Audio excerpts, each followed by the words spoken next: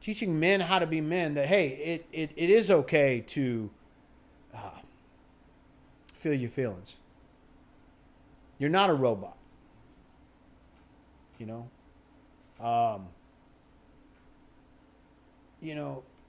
That you are worthy.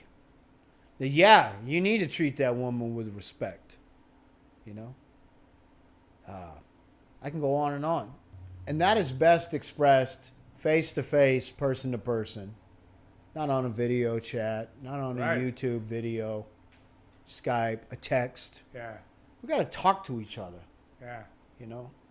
And yeah, I use social media. I text. I talk on the phone. But I still think there's that power of two humans facing each other and communicating. Oh, absolutely. You know? Yeah. You know why my dad didn't teach me that? Because my dad didn't have a dad. He had to learn it. But my dad did the best he could, providing for a family. And I salute him, because so many men, we were talking about this earlier. It's like, man, we like to make babies, you don't like to raise them.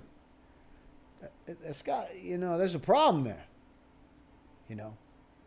I was taught a real man steps up to the plate. A real man provides for his family. A real man treats his kids and his wife with respect. Those are just things that I was taught through members of family or people who were like my surrogate family. You know what I mean? Interesting times. Hell yeah. You know what's always good about these interviews is it's like, at first when you start, you're like kind of feeling it out. And just like, you go through like, you get to some good stuff and you're kind of, I just know going back and looking through the footage, I'm going to go, Jesus Christ, man, he went in that direction. I didn't even catch it because there's like so much happening. Yeah, I know. We're all over the place. No, it's good. It's good because that's how conversation happens, man. And a lot of good stuff on masculinity there that I think is, man, there's a lot we could jump down that rabbit hole. But, man, I want to ask this because this is something that happens all the time. I talk about addiction a lot. I'll talk about, drug addiction, which is a huge part of my life. Sex addiction, also a huge part of my life. Whenever I bring that up, people say a couple things. Number one, they say, if it's sex addiction, they say it's to shame men, which is like, okay, there's credence to these arguments. All these arguments, they have validity.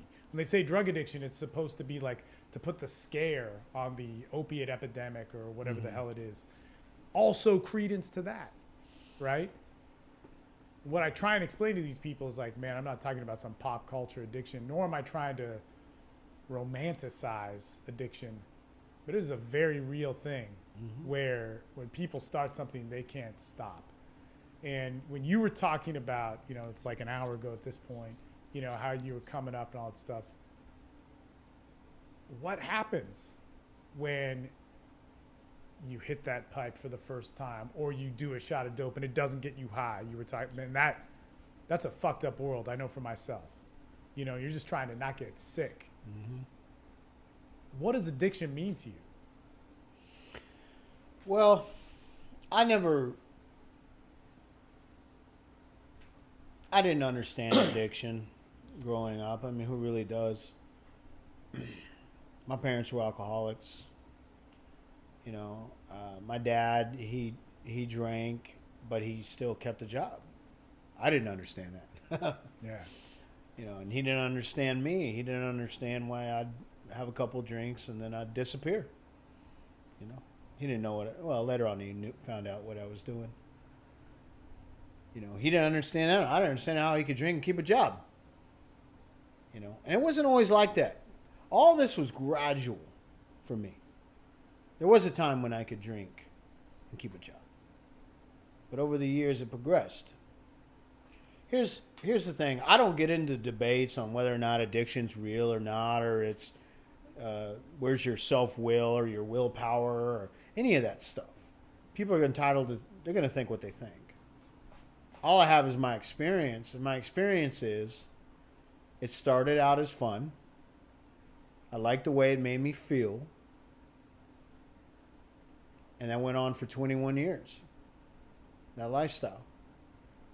But in the end, it turned on me. And I couldn't stop. Now, I don't understand that. But that's my story. So what do?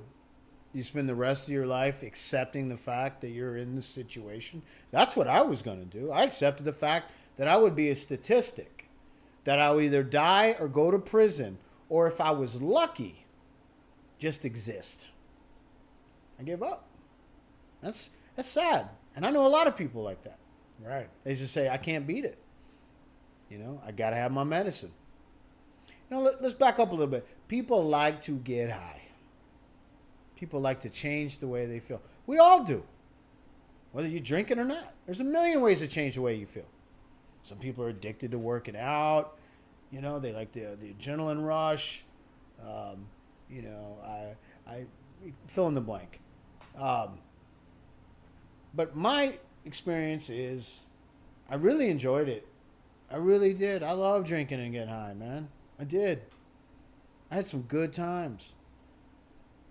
But if I was to look at the two, the beginning and the end, there was more bad times than good. And I couldn't stop. And it turned on me and I couldn't. You know, it was like the only time I could ever stay stopped if I was locked up.